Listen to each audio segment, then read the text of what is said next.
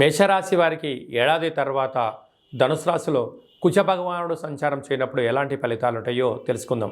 భాగ్యస్థానం అనగా భార్యాభర్తలు, పార్ట్నర్షిప్ వ్యవహారాలు, వృత్తులు, ఉద్యోగ వ్యాపార కార్యక్రమాల్లో కనుక మీకు ఏదైనా తెలిస్తేనే మీరు మాట్లాడే ప్రయత్నం చేయండి. తెలియలేదు తెలుసుకుని మాట్లాడే ప్రయత్నం చేయండి.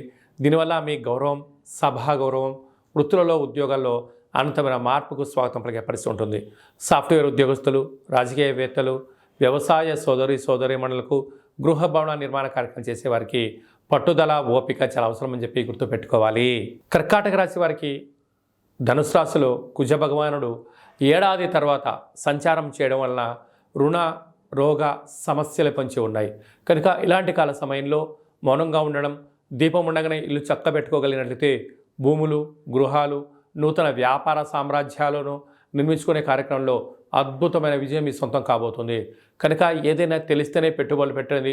తెలియలేదు తెలుసుకొని సలహా తీసుకొని నిపుణుల యొక్క సలహా తీసుకున్నట్లయితే అద్భుతమైన కాలం మీ ముందర ఉందని చెప్పి గమనించాలి.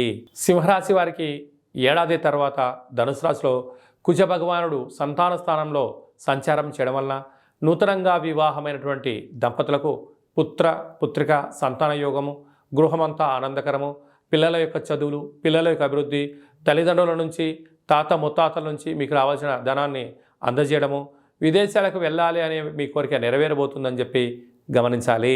కన్యరాశి వారికి ధనుసు రాశిలో కుజ భగవానుడు ఏడాది తర్వాత సంచారం చేయడం వలన వాహన ప్రమాదాలు, చిన్న చిన్న విషయాలకు ఆందోళన, తగాదాలు, పోలీస్ స్టేషన్లు, గొడవలు లాంటి సమస్యలు పొంచి ఉన్నాయి.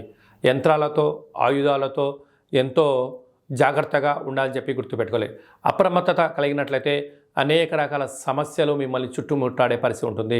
కనుక ఇలాంటి కాల సమయంలో ఓర్పు, నేర్పు, సహనం మీ జన్మ నక్షత్రం రోజున అష్టమి అమావాస్య తిథుల యందున మీరు ఆధ్యాత్మికమైన కార్యక్రమంలో పాల్గొనడం యోగదాయకం అని చెప్పి గమనించాలి. వృశ్చిక రాశి వారికి ఏడాది తర్వాత ధనుసు రాశిలో కుజ భగవానుడు సంచారం చేయడం వలన ధనపరమైనటువంటి చిక్కులు కానీ, ఉద్యోగపరమైన అపోహలు కానీ, ఆటంకాలు ఉండే పరిస్థితి ఉంటుంది. ఎందుకనగా ఒకవైపు వీరికి అర్ధాష్టమ శని సంచార స్థితి జరిగినప్పుడు అప్పులు ఇవ్వడం, అప్పులు తెచ్చుకోవడం రెండూ ప్రమాదకరమే.